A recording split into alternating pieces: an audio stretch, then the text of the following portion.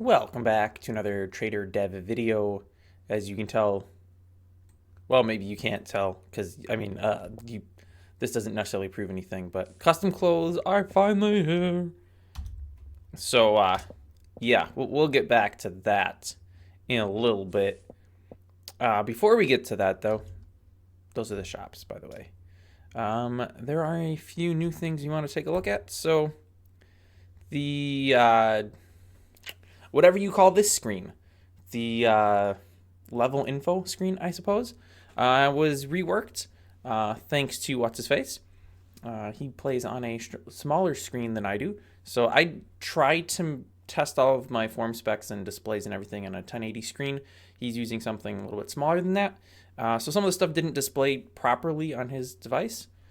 So he reworked it, and I actually really like this new layout. Instead of the previous one had the map name and then something else was over here too. But this is actually a lot cleaner. Just putting them all single rows works out quite a bit better. And then we got the description, different colors on stuff here. Stats still the same there. Again, same thing there. They're all gonna be updated because that's how that works. We have Dirk Fried. Is that how I'm supposed to pronounce that? Just put up a new aquarium level, so check that out if you haven't already. I'm not sure if it's available for single players. This doesn't tell you here.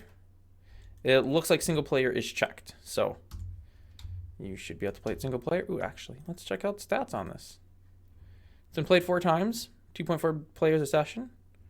Trader 1-0, 3 team wins. It's been visited by single players once. That was probably me because I visited as a single player to check it out. It was pretty good. I think you'll like it. So, with that out of the way, what was the next thing on the agenda?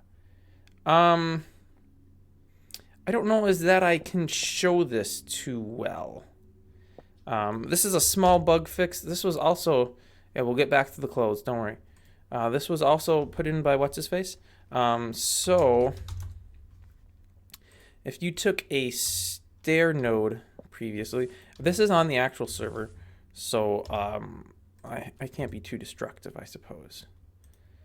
If you did a stair node previously and rotated it about in some configurations, the colors would change on it, which obviously not a good thing. As you can see here, that doesn't happen anymore, which is a good thing.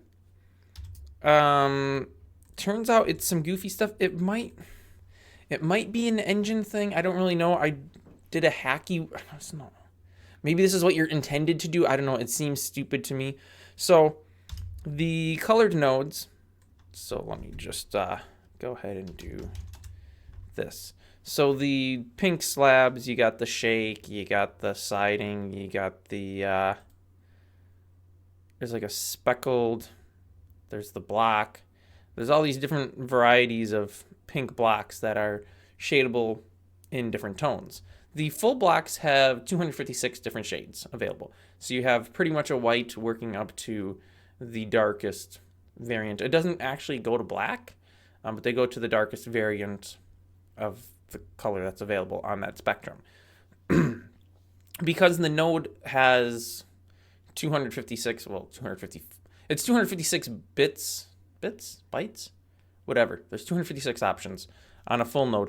A stair node has rotation, and because of rotation, you only get 8 bits of data to record the color data in. So I was using the same color palette containing 256 pixels. 255 pixels. It's 256 pixels, but because it starts at 0, goes to 255. Kind of technical stuff you probably don't care about. But I was using the same color palette for the solid nodes as I was for the stairs and the slabs, because I just assumed that would work. The stairs and slabs say they only get 8 colors. They tell you to use a palette containing 8 pixels, which I wasn't. So maybe it was my fault. I don't know. But when you rotated it, the color would change sometimes. So I went through painstakingly, I might add, on all of the color palettes, which I think there's 8 of, and I did every 32nd pixel, and I took that color and I put it into a new palette with only 8 pixels. So now, if I take a full node here, and I'll put the full node out, and I'll put the stair node out, and then I can do some rotation on that. Sure, we'll go with that. And then if I get the paintbrush, oh, there's also a tools tab now. I don't remember if that was here for the last video. I think what? I don't know. The colors will always stay the same now when you use the paintbrush. You can, of course, still manually change the param2 values on the solid nodes to get any of those other shades as well.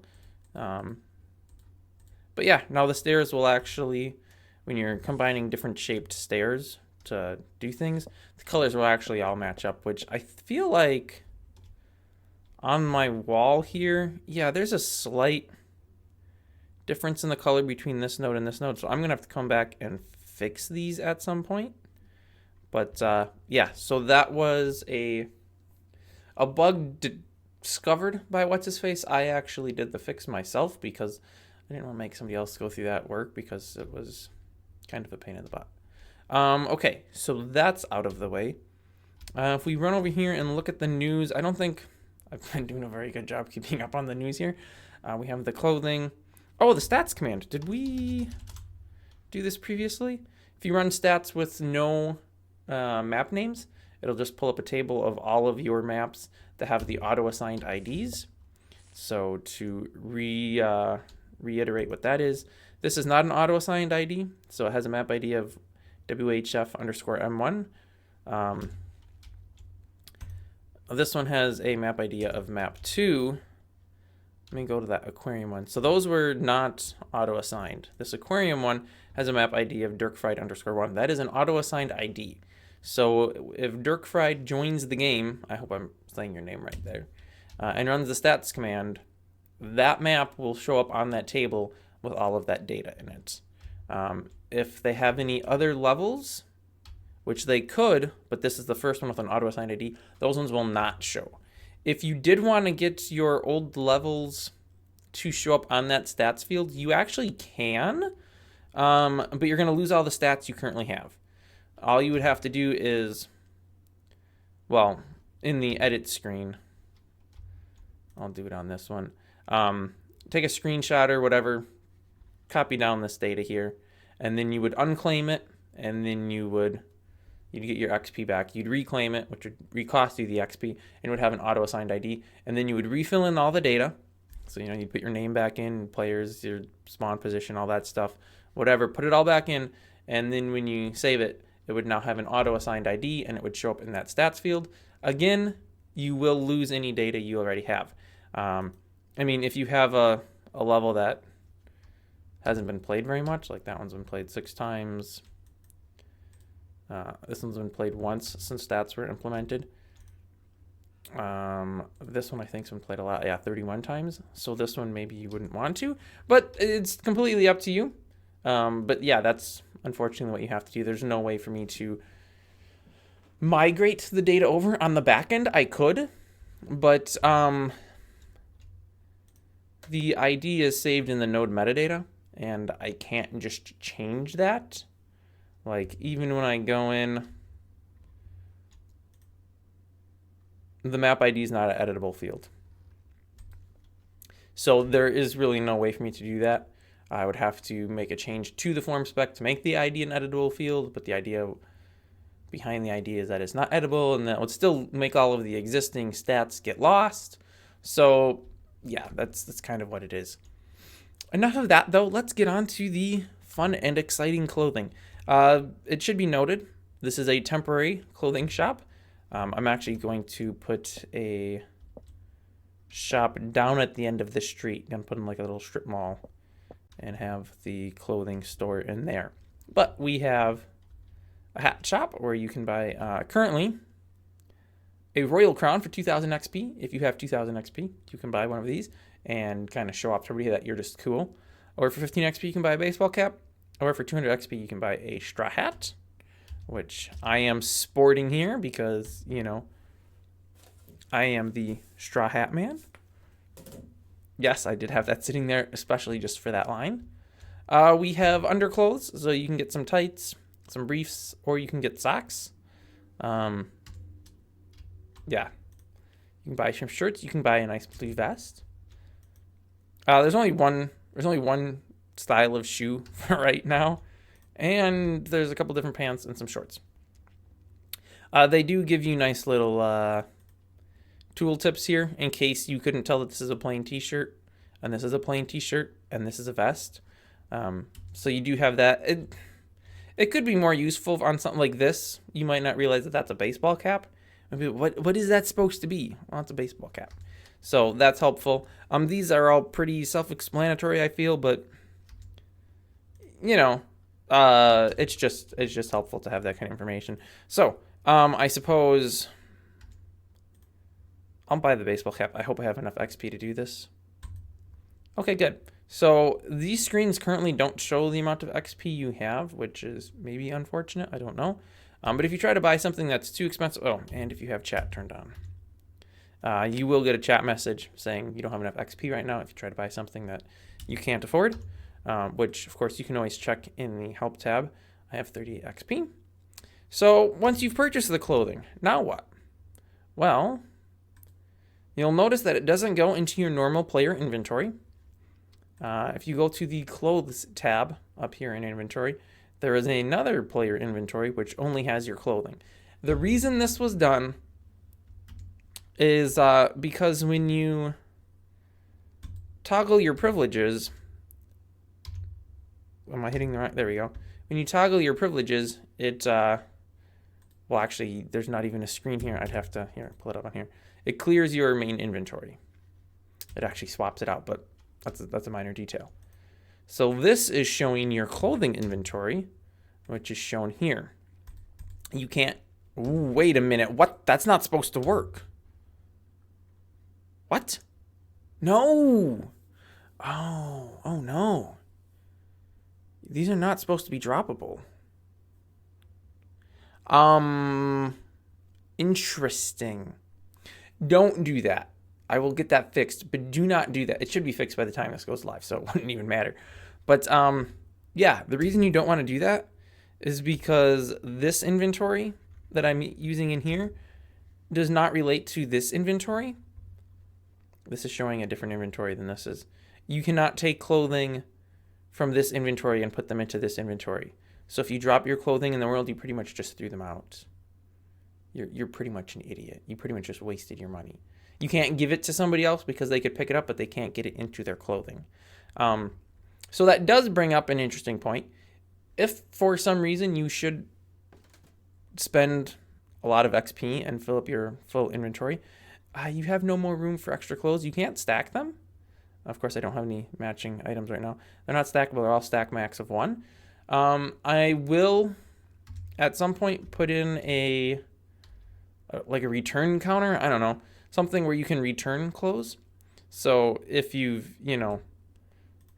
bought out some starter, basic blue jeans, and then you decide that you want to get bougie and get some more expensive pants or something, and you don't want the less expensive ones anymore, you could return them and get a portion of your XP back. I'm thinking probably half. So these cost 2, so you'd get 1 XP back. Ooh, big deal. But it would just be nice to have a way to clear items out of your inventory, because yeah, otherwise you can never get more than that amount. Yeah, that's not good. I'll toggle this back on, and you'll see that the clothing are not here, and as you see there, you can't take the items from one inventory and put them to the other. So yeah. Oh yeah, let's actually talk about this.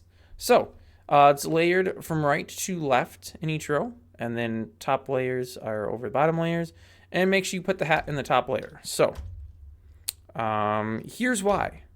I know you can't see me right now, but if I take the hat off, obviously the hat comes off. There eventually we will have an option for hair, okay? If I put the hat back on the second layer, there's no brim on it. And same goes for the third layer. There's no brim on it. And that's because the hat brim is only existing in the outermost layer. Because I didn't think anybody would want to layer hats. That didn't make sense to me. So we can do something like this. I can take the shirt off and just be wearing the vest. I can put the vest on top of, oh, you know, that won't even make any difference. I can put the shirt on over the vest, and you'll see there's just right at the neck, that little bit of blue there of the vest showing through.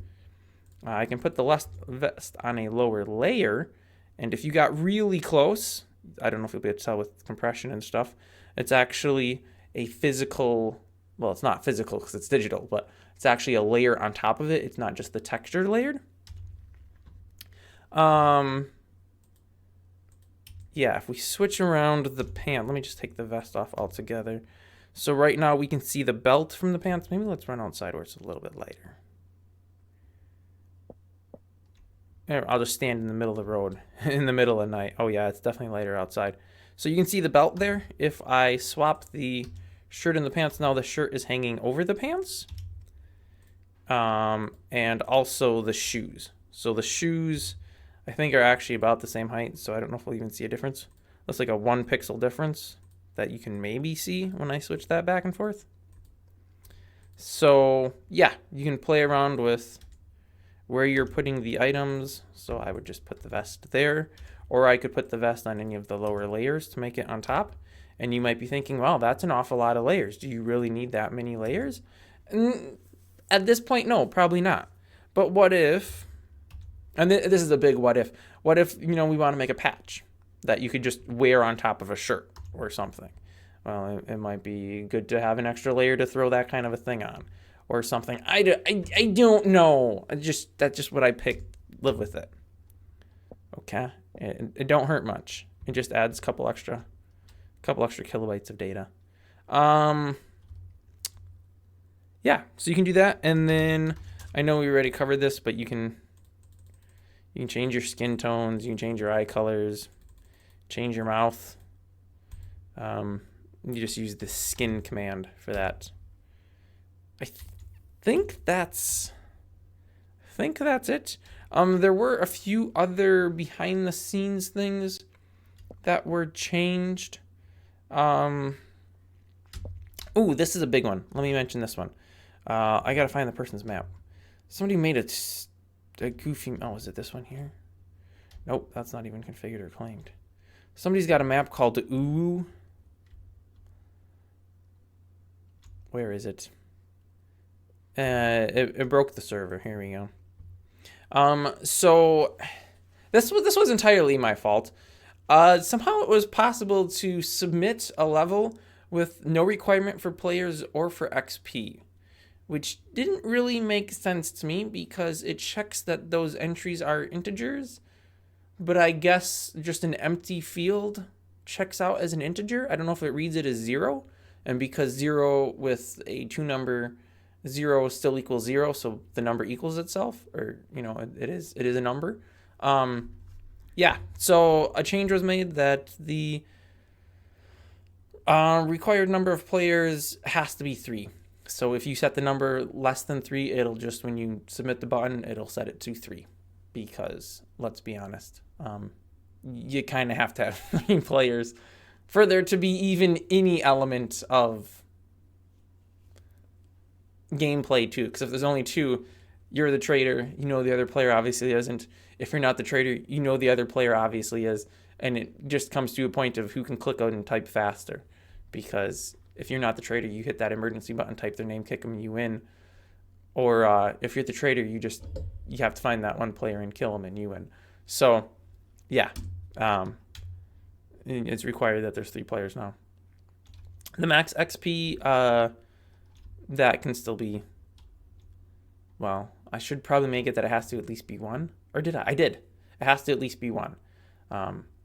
Because it might throw an error otherwise. Oh, that reminds me. There is something else new. We have a new task. There is a printing press task. You know, because why not, right? This model may look familiar to some of you if you have been following my content for a while. You will probably recognize this as the printing press that I made for the Epic server. So here it is as a whatever we call it, a task that's waiting to break, because it doesn't really break. The paper just disappears, and then it needs paper. And so you grab a request form for a ream of paper, which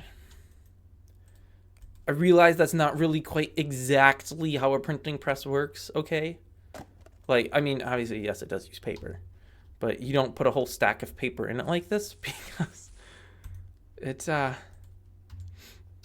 obviously only prints one page at a time, and it doesn't self-feed. Whatever. I'm not going to explain the whole science behind how printing presses work.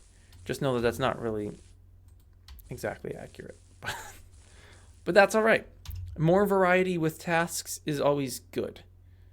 Because maybe you're building a level where none of this stuff makes sense. I mean, the campfire, that kind of goes with anything. But like all this kind of sci-fi futuristic stuff, that doesn't really make sense if you're doing something old-timey. So a printing press fits right into old-timey. You could put a whole room full of them if you want. Oh, I should also mention the clothing shops. Those are available to just put out anywhere you want on your levels. If you want to build a level and you want to put a shop in it, hey, you've got some extra decor items that you can throw in the shop. Oh, I should mention this. This has been like tested a little bit. I'm pretty sure this is how it will work. But I haven't really, played any real games. I just tested with myself. When you are a player on a level, so let me go run over here. Let's turn that off, and let's go visit as a single player.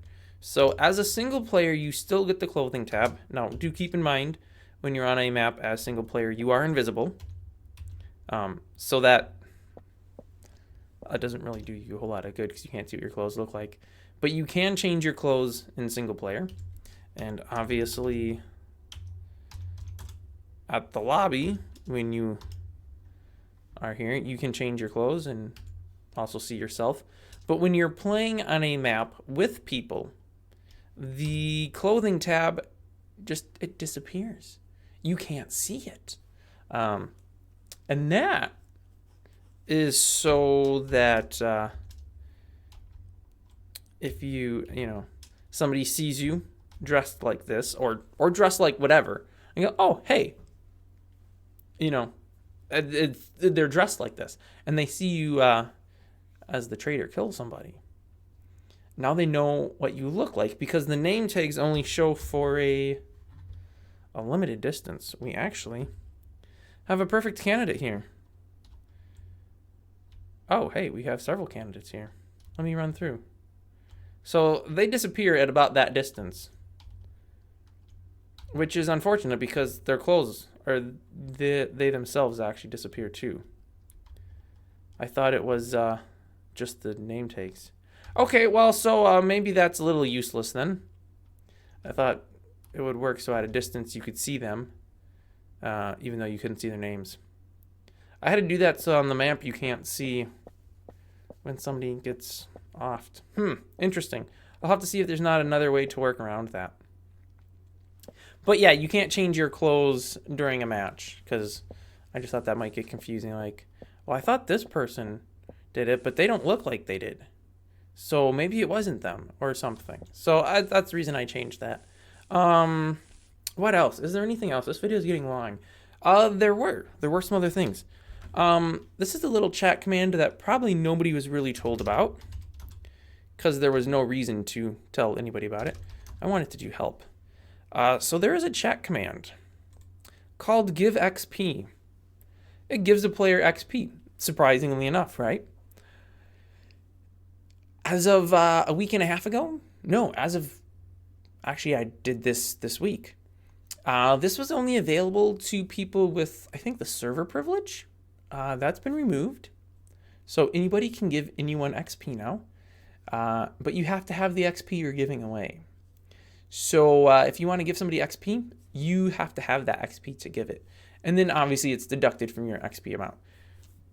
Reason I did this was because previously, and this is like several months ago previously, your options, if you wanted to build, were to have 2 accounts. One to be a builder, one to be a player, because when you played, you lost all of your builder privileges. That obviously has since been changed, and you can toggle back and forth between them at the thing in the lobby, whatever you want to call it there.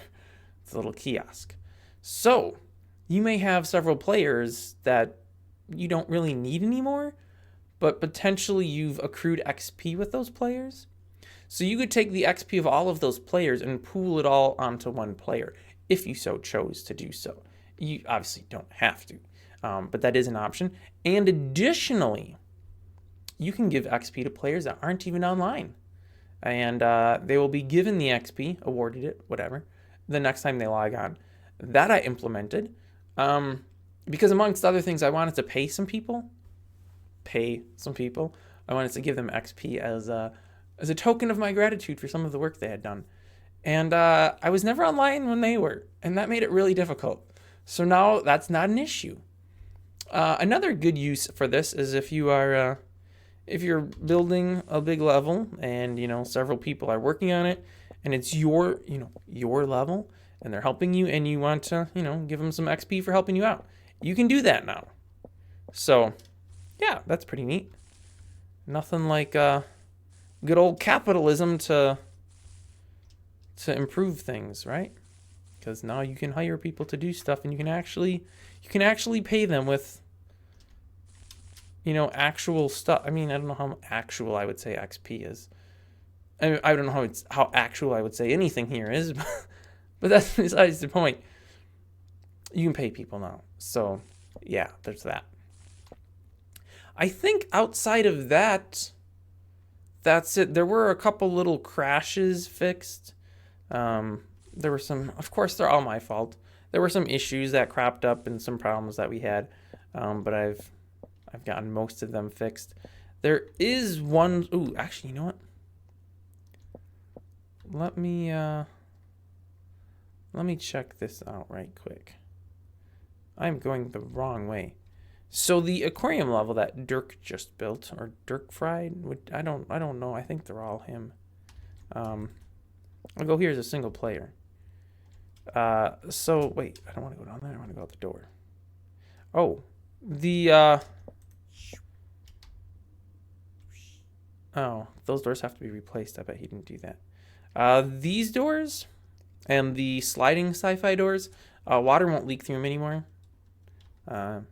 Dirk reported that, so I got that fixed. But what I actually wanted to mention, here we go. So these are usable, and you can still shop in them. No, you can't.